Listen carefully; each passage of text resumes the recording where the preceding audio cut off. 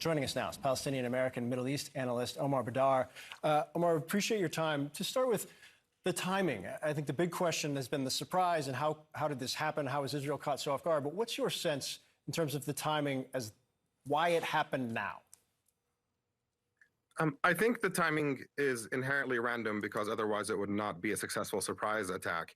And I just want to mention that obviously what we've seen out of it has been absolutely horrific. I've been listening to your previous guests who are talking about not being able to find their children, and that's absolutely heartbreaking. I'm the father of two little children, and I can't imagine how I would feel if they were kidnapped and I did not know where they were.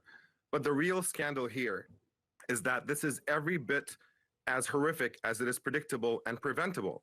A lot of people are talking about this as an intelligence failure, but I think there's a much more fundamental failure of common sense, that you can put millions of Palestinians under indefinite military occupation and a system of apartheid as recognized by every major human rights organization in the world, where Israel commits daily war crimes against Palestinians everywhere, land theft, lack of access to water, dropping bombs indiscriminately on civilian areas, and to think that this is a situation that's not going to eventually lead to an explosion is absolutely insane. This is absolutely predictable. We were obviously heading towards eventually a disaster of this kind, and now all of this direction towards further militarism and further violence is obviously not going to lead to anything better, because that is exactly the track that got us here. I think that is absolutely correct.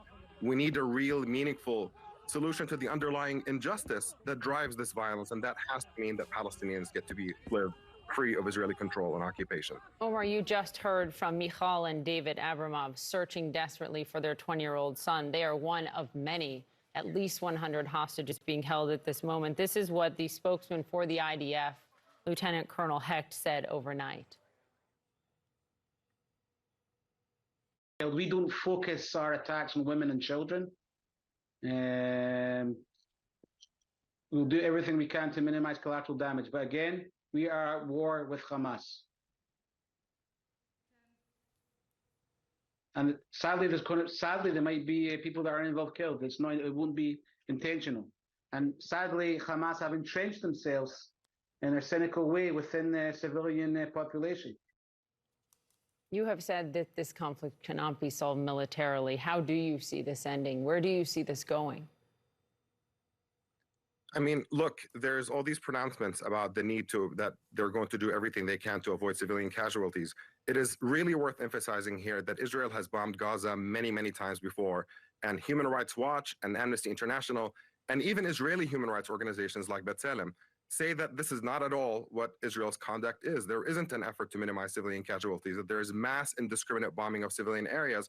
And frankly, we're watching that unfold right now as well. The policy is essentially to punish the entire Palestinian population, cutting off electricity to all of Gaza, preventing anybody in Gaza from coming in and out. This is an act of collective punishment. And this is exactly the trajectory that we unfortunately are on. I think what we're going to see is much greater death that's going to cover the entire Gaza Strip. And at the end of it, Palestinians are going to remain a population that is captive and under an illegal siege, as recognized by the UN. And we're only setting ourselves up towards another round of this in the future. What we need right now is the world community to come together and start dealing with this issue seriously, understanding that this policy of giving Israel a carte blanche to behave however it wants towards Palestinians is not a way to actually achieve long-lasting peace. You can't keep doing the same thing over and over again and expecting a different result. The one thing that has not been tried so far is allowing Palestinians to be free of Israeli occupation and military dictatorship. And until we start taking Palestinian grievances seriously, until Israel starts seeing Palestinians as equal human beings who are deserving of the same human rights and decency and dignity that Israelis enjoy, I'm afraid we're going to be stuck in this situation for a very, very long time. Omar Baddar, thank you for joining us this morning.